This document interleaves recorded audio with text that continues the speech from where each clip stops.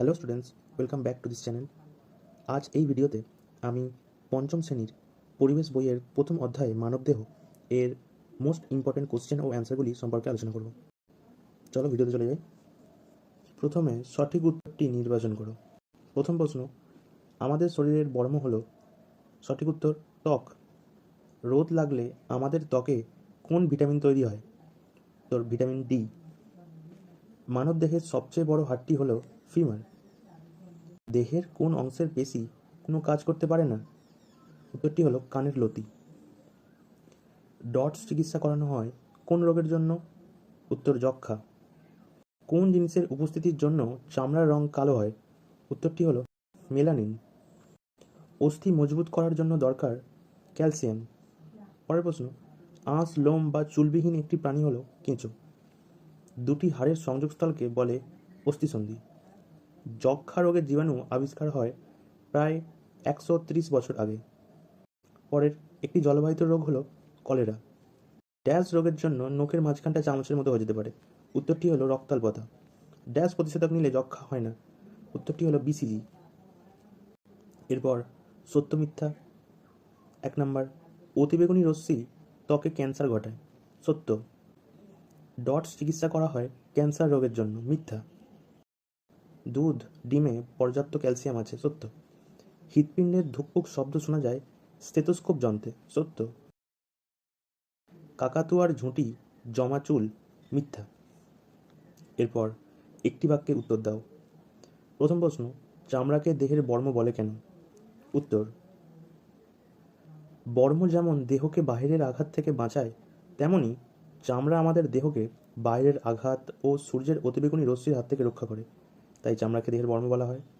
2 নম্বর প্রশ্ন, বয়স্ক মানুষের চামড়া কুঁচকে যায় কেন? বয়স বাড়ার সঙ্গে সঙ্গে আমাদের চামড়াও বাড়ে। বৃদ্ধ হলে দেহ ছোট হতে শুরু করে, কিন্তু চামড়া কমে না, তখন চামড়া কুঁচকে যায়। 3 নম্বর প্রশ্ন, মেলানিনের কাজ কি? উত্তর, মেলানিন সূর্যের অতিবেগুনি রশ্মি শুষে ত্বকের ক্যান্সার প্রতিরোধ করে। 4 নম্বর প্রশ্ন, বয়স বাড়লে চুল সাদা হয়ে যায় কেন? বয়স বাড়লে মেলানিন তৈরি হওয়া কমে যায়, তাই চুল সাদা হয়ে যায়। 5 নম্বর প্রশ্ন, চুলের রং কালো হয় কেন? উত্তর, চুলে মেলানিন নামক এক ধরনের রঞ্জক পদার্থ থাকে, তাই চুলের রং কালো হয়। 6 নম্বর, হাড় নেই এমন একটি প্রাণীর নাম লেখো।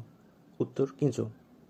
7 নম্বর প্রশ্ন, লিগামেন্ট বলতে কী বোঝো? উত্তর, লিগামেন্ট হলো দড়ির মতো এক ধরনের অংশ যা অস্থিসন্ধিতে দুটি হাড়কে জুড়তে সাহায্য করে। 8 নম্বর প্রশ্ন, দেহের সবচেয়ে বড় হাড় কোনটি? উত্তর, দেহের সবচেয়ে বড় হাড় হলো ফিমার। 9 নম্বর প্রশ্ন, হৃৎপিণ্ডের কাজ কি? হৃৎপিণ্ডের কাজ হলো ধমনীর মধ্যে দিয়ে সারা শরীরে বিশুদ্ধ রক্ত ছড়িয়ে দেওয়া। 10 নম্বর, স্টেথোস্কোপের কাজ কি?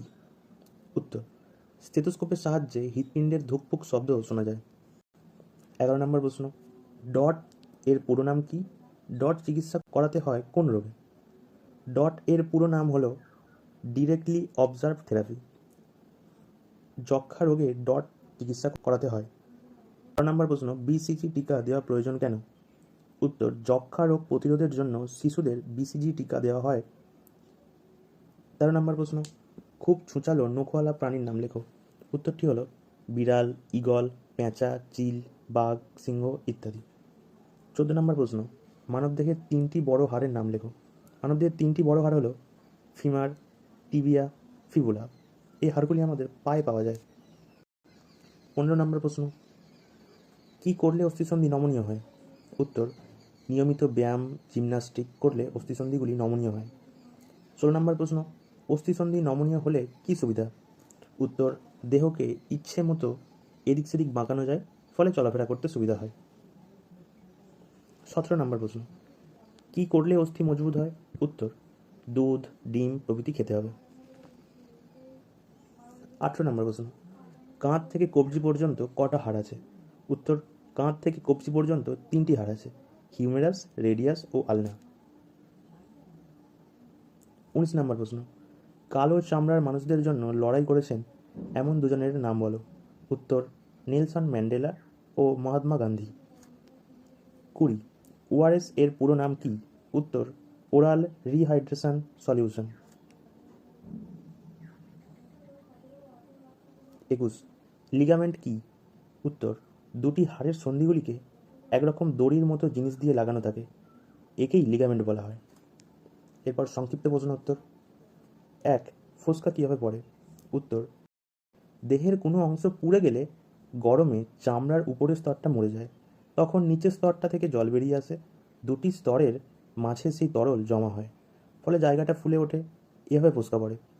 তবে পোড়া জায়গায় সঙ্গে সঙ্গে ঠান্ডা জল দিলে নিচের স্তরটা গরম হতে পারে না, তখন ফোস্কা নাও পড়তে পারে। 2 নম্বর প্রশ্ন, বিভিন্ন লোকের চামড়ার রং আলাদা হয় কেন? উত্তর, মেলানিন নামক একটা জিনিসের জন্য চামড়ার রং কালো হয়, ফর্সা লোকেদের চামড়ায় মেলানিন কম থাকে। 3 নম্বর প্রশ্ন, নখের কাজ কী? কীভাবে নখের যত্ন করা দরকার? উত্তর, নখের প্রধান কাজ হলো আঙুলকে বাইরের আঘাত থেকে রক্ষা করা, এছাড়াও নখ কোনো হালকা ছোট জিনিসকে তুলতেও সাহায্য করে। কীভাবে নখের যত্ন করা দরকার? উত্তর, নিয়মিত নখ কাটা দরকার, জল দিয়ে সাবান ঘষে নখ পরিষ্কার করা দরকার, নখের পরিচর্যার জন্য প্রয়োজনে তেল, ক্রিম ব্যবহার করা যেতে পারে। 4 নম্বর প্রশ্ন, যক্ষ্মা রোগের লক্ষণগুলি লেখো। উত্তর, যক্ষ্মা রোগ হলে প্রথমে বিকেলের দিকে জ্বর আসে, রাতে ঘাম ও শ্বাসকষ্ট হয়, ঘুম থেকে ওঠার পর টানা কফ উঠতে থাকে, কিছুদিন পর থেকে খাওয়ায় অরুচি দেখা যায় এবং বুকে ব্যথা হয়, অসুস্থ একটু বাড়লে কাশির সাথে কাঁচা রক্ত ওঠে এবং ওজন ক্রমশ কমতে থাকে। 5 নম্বর প্রশ্ন, কলেরা রোগের লক্ষণগুলি লেখো। উত্তর, কলেরা রোগ হলে ঘন ঘন বমি ও চাল ধোয়া জলের মতো পাতলা পায়খানা হয়, এই সময় পায়খানার একটু আঁচটে গন্ধ থাকে, ওষুধ না খেলে বমি পায়খানা আরও বাড়তে থাকে। ওআরএস কী কাজে লাগে? কীভাবে তৈরি করবে? কোনো রোগীর বারে বারে বমি পায়খানা হলে তার দেহে জল ও নুনের পরিমাণ কমে যায়, ওই রোগীকে ওআরএস খাওয়ানো হলে রোগীর দেহে জল ও নুনের ভারসাম্য বজায় থাকে। ওআরএস তৈরি করবে? উত্তরটি হলো, প্রথমে জলকে 20 মিনিট ফুটিয়ে ঠান্ডা করে নিতে হবে, তারপর 1 গ্লাস জলে 1 চামচ চিনি ও 1 চিমটে নুন মিশিয়ে নিতে হবে, ব্যাস এভাবেই বাড়িতে ওআরএস তৈরি হয়ে যাবে। এই ছিল তোমাদের পরিবেশ বইয়ের প্রথম অধ্যায় মানবদেহের মোস্ট ইম্পর্ট্যান্ট কোশ্চেন এবং অ্যান্সার।